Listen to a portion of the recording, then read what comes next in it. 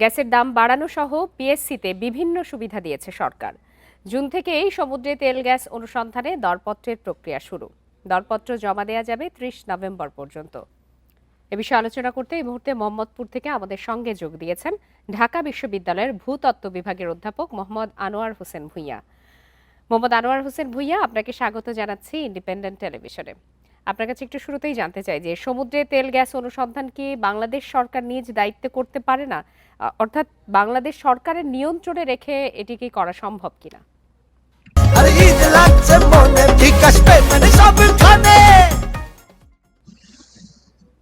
Offshore এরিয়াতে এক্সপ্লোরেশনের জন্য প্রচুর ইনভেস্টমেন্ট লাগে। তো সেই ক্ষেত্রে বাংলাদেশের এই জায়গাটায় ঘাটতি আছে। আর আমাদের যেহেতু অফশোর এক্সপ্লোরেশনে আমরা ইতিমধ্যে বা পূর্বে অভিজ্ঞতা নেই, তাহলে আমাদের সক্ষমতার জায়গায়ও আরো বেশি সক্ষম হওয়া দরকার। এবং আমাদের যে ইন্ডিজিনাস এক্সপার্টাইজ কাজ করতে করতে আপনি জানেন যে অভিজ্ঞতা অর্জন করা হয়। তো সেই জায়গায় বাংলাদেশ সম্পূর্ণ দায়িত্ব নিয়ে এক্সপ্লোরেশনের ক্ষেত্রে কিছুটা পিছিয়ে থাকবে। তো সেই ক্ষেত্রে অবশ্যই আন্তর্জাতিক পর্যায়ে এই যে উন্মুক্ত বিডিং পদ্ধতিতে যাওয়াটাই বেশি বুদ্ধিমানের কাজ হবে এই মুহূর্তে। সেক্ষেত্রে আপনার বাংলাদেশ তো বিভিন্ন জায়গা থেকে কোনো একটা নির্দিষ্ট দেশের বা প্রতিষ্ঠানের উপরে নির্ভর না করে এক এক জায়গা থেকে এক একটা, কোথাও থেকে কারিগরি সুবিধা, কোথা থেকে জনবল সুবিধা, এইভাবে করে বা আর্থিক সুবিধা কোথা থেকে নিয়ে নিয়ন্ত্রণটা বাংলাদেশ করতে পারতো কিনা বা পারে কিনা? সেই এই ধরনের এই যে বিজনেস এই মডেল, সেগুলো বাংলাদেশ এখনো পর্যন্ত সেই জায়গায় যেতে পারেনি। তবে অবশ্যই চেষ্টা করতে তো দোষ নেই। তবে যে কোনো এক্সপ্লোরেশনের প্রথম এবং প্রধান শর্ত হলো আপনার, এক্সকিউজ মি, জি, আপনি বলুন। আমি খুবই দুঃখিত। হ্যাঁ, এই যে প্রথম এবং প্রধান শর্ত হলো, যদি আপনি অফশোর এরিয়াতে আপনার এক্সপ্লোরেশনের ক্ষেত্রে সাফল্য আসে, তখন আন্তর্জাতিক পর্যায়ে যে যে কোনো দেশ এখানে এক্সপ্লোরেশন করতে আগ্রহ প্রকাশ করবে।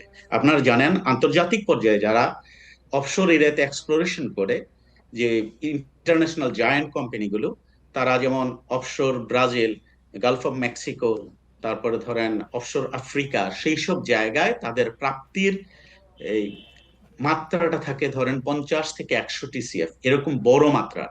তাহলে আপনি এই ধরনের বড় বড় কোম্পানিগুলোকে যদি এখানে আগ্রহ তৈরি করতে চান, তাহলে আপনার কিন্তু সাফল্য প্রথমে দেখাতে হবে।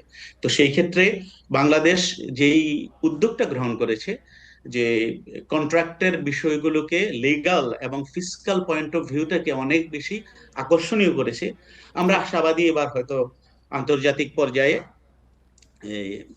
অনেক অনেকগুলো দেশ যারা এই অফশোর এক্সপ্লোরেশনের সাথে জড়িত, তাদের আগ্রহ প্রকাশ হবে। এবং আপনার কাছে আমাদের আরেকটি বিষয় এই জানতে চাই বিডিং যে আগে তো দরপত্র প্রক্রিয়াতে আহ্বান করা হয়েছিল, অনেকগুলো, তখন যুক্তরাষ্ট্রের কোম্পানি ছাড়া আর কেউ আগ্রহ দেখায়নি। এর কারণ কি বলে আপনি মনে করেন? আমি যেই জায়গাটাতে গুরুত্ব দিতে চাই, সেই অফশোর এক্সপ্লোরেশনের মধ্যে যাদের অভিজ্ঞতা বেশি এবং যাদের ভূ রাজনৈতিক অথবা যাদের সাথে বিজনেস পার্টনারশিপে তারা সুবিধাজনক অবস্থায় থাকবে, সেই প্রেক্ষিতেই তারা আগ্রহ প্রকাশ করে থাকে। এবং অভিজ্ঞতার আলোকে যদি কোনো দেশ আগ্রহ প্রকাশ করে, বাংলাদেশ সবার জন্য মুক্ত থাকা উচিত। কোনো পার্টিকুলার একটি দেশের প্রতি বাংলাদেশের পক্ষ থেকে কোনো নির্দিষ্ট দেশের প্রতি আগ্রহ থাকার উচিত হবে না। তাদের জন্য সবাই উন্মুক্ত থাকবে। সেই পদ্ধতিতে অগ্রসর হওয়া বাংলাদেশের জন্য সুবিধাজনক বলে আমি মনে করি। সেক্ষেত্রে এই সম্পদের জন্য কি রাজনৈতিক টার্গেট হওয়ার কোনো শঙ্কা থাকে কিনা? এটা পলিসি লেভেলের এবং রাজনৈতিক প্রশ্ন করলেন, আমার পক্ষ থেকে অ্যান্সার করাটা একটু ঝুঁকিপূর্ণ, অথবা আমি অসম্পূর্ণ অ্যান্সার হয়ে যেতে পারে। হ্যাঁ, থাকতে পারে। জিওপলিটিক্স, আপনি জানেন যে এখন বৈশ্বিক বিষয়গুলিতে যদি আমরা দৃষ্টি নিক্ষেপ করি, মধ্যপ্রাচ্য থেকে শুরু করে সারা বিশ্বে বিভিন্ন ধরনের টার্মোয়েল সিচুয়েশন হচ্ছে, এবং এই অয়েল বিজনেসের ক্ষেত্রে বড় ধরনের এই সমস্যার সম্মুখীন কোনো কোনো জাতি পড়ে যাচ্ছে। তো বাংলাদেশ, আমরা অর্থনৈতিকভাবে সেই রকম সমৃদ্ধ এখনো নই।